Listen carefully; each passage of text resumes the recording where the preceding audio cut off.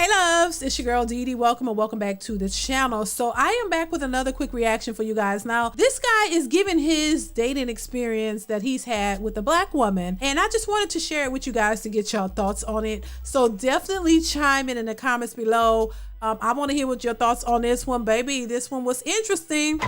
So definitely chime in. If you're new to the channel, you have not subscribed, hit that subscribe button. It is free to subscribe, share, and like the video as well. So let's go ahead and get into it. Here we go. I've been the guy where I had a girlfriend or I was seeing somebody and they brought their kid over. It's not my kid at all. I mean, one time it was with a black girl and she had a black baby with a black man, but she was coming to see me with her baby. Like, obviously I'm not the baby's father. You know, it's kind of weird. And this dude, this guy, his name was Mario. He was this black guy in Atlanta. This dude was stalking me. He was following me around town, on the trains, on the buses, coming to my job. I mean, I had to let the police know, and shit was a mess, dude. And the wasn't even good. This was not even good, man. She couldn't suck. She couldn't fuck. Yeah, I said it. I didn't give a dude. It was a mess, man. Oh my Lord.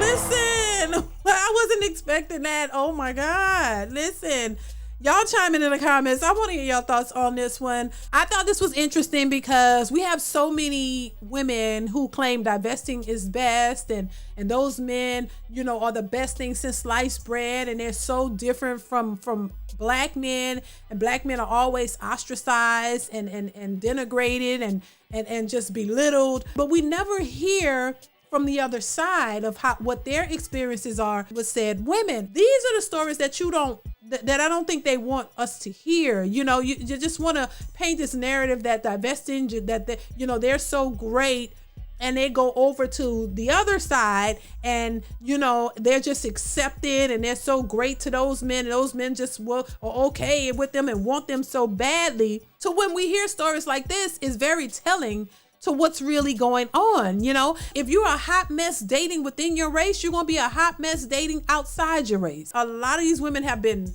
brainwashed or something to think that their behavior is okay and it's not toxic and they can do whatever. And then when you go over somewhere else thinking that it's acceptable, they show you really quickly that it's unacceptable and they're not going to tolerate it. We've had women who literally come out and say, hey, you have to be a certain way for this race of man. So it's not that they don't understand that they have to put in some effort and that you have to bring something to the table.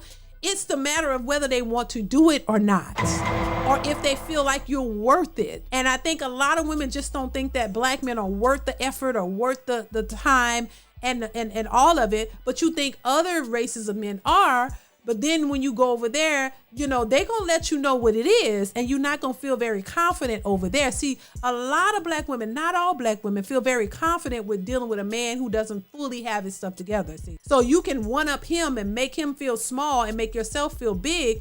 But when you go over to a man who is confident, and it's not even about the money, because we've seen videos where a lot of these women are divesting and they're paying for the dinner dates, they're paying for a lot of stuff. They're not going over there thinking that they could just, you know, skate and have this soft girl life. No, you still got to work and you have to contribute, because those men won't allow it. But you want to make your men feel like that's something that they have to do 100%. You want to take advantage of them, but when you so-called divest, those men are not going to let you do that. They're not going to let you sit up here and go and work and not contribute to the household. No, you're going to be paying for meals. You're going to be paying for dates. You're going to be paying some bills as well. So you can't, you know, buy into this narrative that, oh, it's so much better over there and you're just going to be sitting up like a princess in this economy and you're not going to have to work or do anything. That's some BS. I hate to say it because it's our women, it's our people who do this type of stuff. You know, and it's hard to just sit back and act like this behavior is okay, because it's not. You have a bunch of women who denigrate their own men. You call your own group of men dusties and put them down and say they bottom of the barrel, and you think that they're supposed to sit there and that's supposed to be acceptable, and they're not supposed to say anything or defend themselves, and we all as a sisterhood supposed to just sit back and allow that to happen and just be okay with that as if that's not bad, but then feel some kind of way when men respond. And you want black men to respect you as black women, but you don't even give them the decency or to respect themselves. You don't even care to do that. You don't even care to give them a respect, talk about them like they're nothing, and then you just expect them to be running to protect you and treat you well when you don't give two cents about them and just say that they're worthless. So that's not an incentive to make them want to do better or want to, rise to the occasion. They're just going to go their separate ways. And that's what, unfortunately, that's what's happening. And a lot of these women, so-called divestors, are not seeing anything better on the other side. If anything, you got to go in and do more work, the work that it now normally takes in a relationship. So you go over and divest, and you paying bills, you paying for dates, you doing all of that. Well, why can't you just work with your men and do that as well? Why does it take you to divest to go over and still have to do the very same thing that you say you will not do when it comes to black men? Make that make sense. So with black men, the requirements are through the roof, but any other man, you go doing exactly what you didn't want to do. I don't understand it, and I think it's just ridiculous. And so you're not going over there and living a soft life. Those men gotta work. They work regular jobs. They're not all rich. They're working too. The majority of the country is not rich. The people in this country are not rich.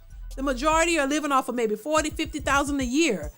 The majority of people in this country are not making $100,000. So that means both parties have to go to work. I hope these women don't get it twisted and think that they can go just get another race of a man and you're going to live the soft girl life. You don't have to work. You don't have to do nothing, because those men, they will not have you doing it. No, baby, you're going to have to work. You're going to have to contribute in one way, shape, or form. So why not just work with men, your men, and work together and build together? It doesn't make any sense. The grass is not always green on the other side. And I think they're finding that out. It's just interesting how this all plays out. It's interesting to see more and more of this come to the surface. I don't have a problem with people dating interracially. I don't have a problem with people loving who loves them. It's just that, just like women always say, you don't have to put down your women because you have a different preference. The same way you don't have to put your men down because you have a different preference. It's really not about the race of the person. It's about the person themselves. It's about how they were raised, what they value.